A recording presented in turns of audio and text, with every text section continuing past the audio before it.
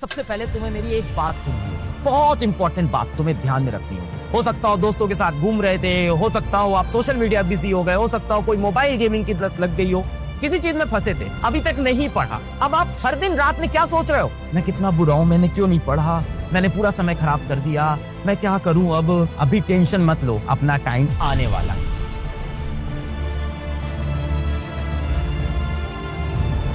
हम अपनी ताकत वक्त आने पर दिखाएंगे, हम अपनी ताकत वक्त आने पर दिखाएंगे। शहर तुम खरीद लेना, उस पर राज करके हम दिखाएंगे। इसी एटीट्यूड के साथ तुमको रहना है बेटा। अभी टेंशन मत लो, हो सकता हो आसपास कुछ लोग पढ़ लिख लिए हो, शहर तुम खरीद लेना, राज करके हम दिखाएंगे। अपना टाइम आने वाला है। हो सकता हो अभी तक तुमने कुछ नहीं पढ़ा हो, पर तुम्हारा मास्टर तुम्हें ये कॉन्फिडेंस दे रहा है, अपनी पीठ लाओ, थपथपा के बोल रहा है और कसम खा के बोल रहा है यहाँ से भी सब अच्छा हो सकता है। पर उसके लिए सबसे पहले तुम्हें मेरी एक बात सुननी होगी, बहुत इंपॉर्टेंट बात तुम्हें ध्यान में रखनी होगी, जिंदगी भर तुम याद रखोगे। पता है इंसान वहां नहीं हारता जब वो हारता है, नहीं। जब आप एक बार फेल हुए आप वहां नहीं हारे।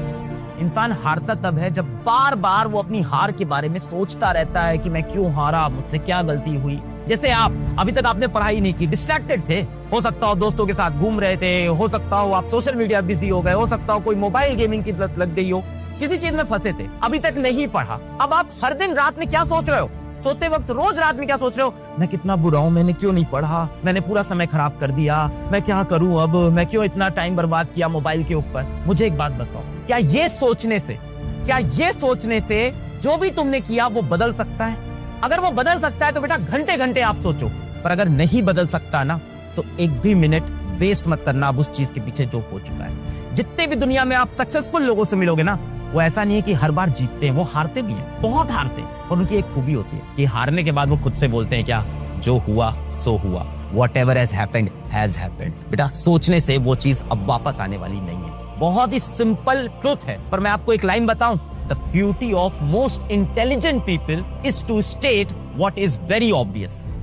यानी इस दुनिया में जो सबसे बुद्धिमान लोग हैं वो वही बताते हैं जो चीज बहुत ही नॉर्मल और बहुत ही ऑब्वियस है। तो ये ऑब्वियस बात मैं आपको बता रहा हूं कि अब सोचना बंद करो। सिर्फ एक ही चीज यहाँ पे मैटर करती है, तुम्हारे मन में सच में वो आग लगी है कि नहीं लगी, सच में तुम्हारे अंदर वो आग है या नहीं, तुम्हें करके दिखाना है या नहीं। 17-18 साल के आप हो गए हो, यहाँ से 2 साल आप लग के मेहनत कर लो, जीवन काफी बदल जाएगा, एक बेटर करियर की तरफ आप जा सकते हो।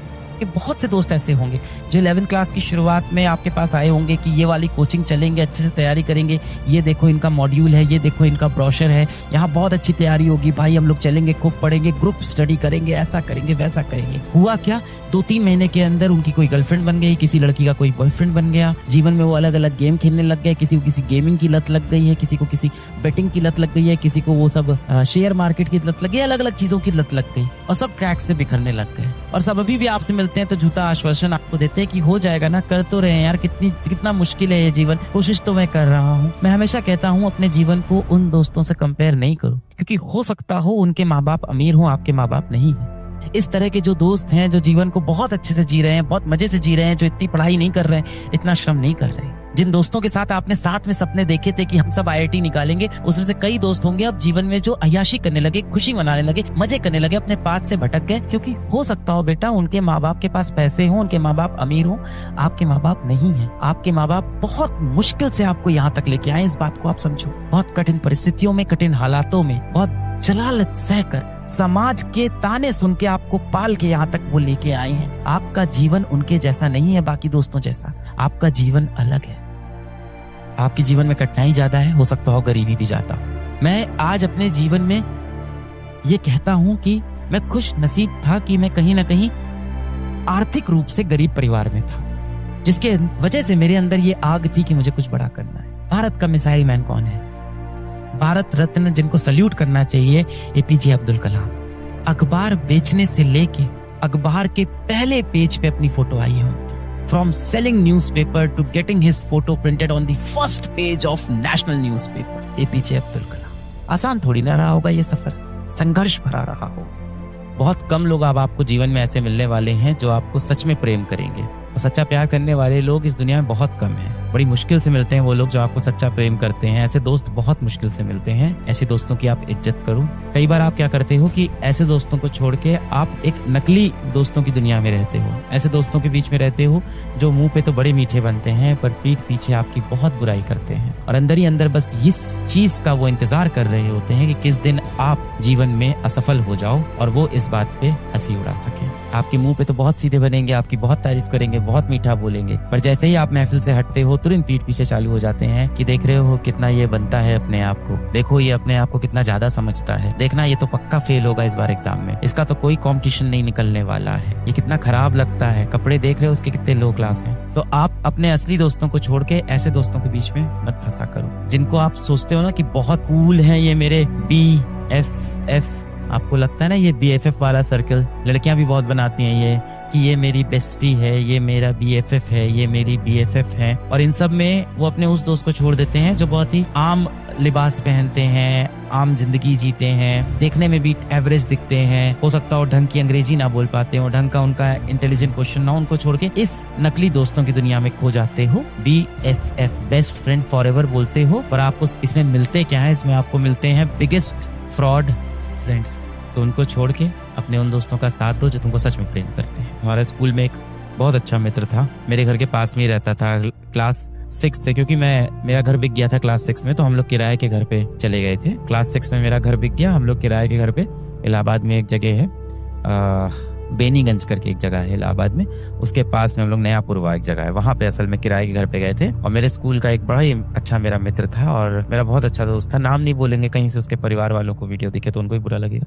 तो मेरा बहुत अच्छा दोस्त था और क्लास 6 से हम लोग साथ में स्कूल जाते थे, वही साइकिल से बगल में साइकिल चला के। और मैं इतना बड़ा बेवकूफ था, मुझे याद है कि एक बार मैं घर से निकला और स्कूल पहुंच गया और इस साइकिल के करियर पे मेरा बैग तक नहीं लगा था। मैं पता नहीं अजीब दुनिया में रहता था, बहुत ही भोंदू बच्चा था मैं। तो साइकिल के करियर पे मेरा बैग ही नहीं लगा था, बिना बैग लिए स्कूल पहुंच गया था मैं उसके साथ। तो स्कूल पहुंचते वक्त उसने देखा, बोला पांडे, मेरे को पांडे बोलते हैं दोस्त, बोला पांडे बैग कहाँ? हमने कहा यार घर पे छूट गया। और मेरा बहुत ही प्यारा मित्र था। फिर उसके बाद हम सब अलग अलग कॉलेज चले गए, स्कूल में बहुत मस्ती की साथ में। हमेशा हम लोग कहीं भी घूमने जाते थे ना, तो घूमने का प्लान हमेशा वही बनाता था कि कहाँ पिकनिक पे चलना है, हमेशा वही डिसाइड करता था कि यहाँ चलेंगे और शाम को कोचिंग के बाद यहाँ मिलेंगे सब लोग। ये सारी चीजें कि अब हम लोग साइंस का प्रोजेक्ट बनाएंगे तो यहाँ मेरे घर पे बैठेंगे और एग्जाम खत्म होने के बाद हम लोग यहाँ पे घूमने चलेंगे। पांडे तुम्हारे पास पैसा नहीं, कोई नहीं, तुम्हारे हिस्से का 100 रुपए मैं दे दूंगा। और इस तरह का मेरा दोस्त था। फिर हम लोग सब कॉलेज चले गए। और आपका कोई दोस्त कभी उदास हो ना, कभी उसका दिल टूटा हो ना, कई बार सच में दिल टूट जाता है इंसान का। और जरूरी नहीं कि इस दिल टूटने के पीछे प्रेम प्रसंग ही हो, किसी भी कारण से दिल टूट सकता है। करियर में वो अच्छा ना कर पा रहा हो, पढ़ाई में अच्छा ना कर पा रहा हो, अपने माँ बाप से वो परेशान हो। ये उम्र ही ऐसी है 17, 18, 20 साल की कि माँ बाप से आप हर तरह की बातें शेयर नहीं कर पाते।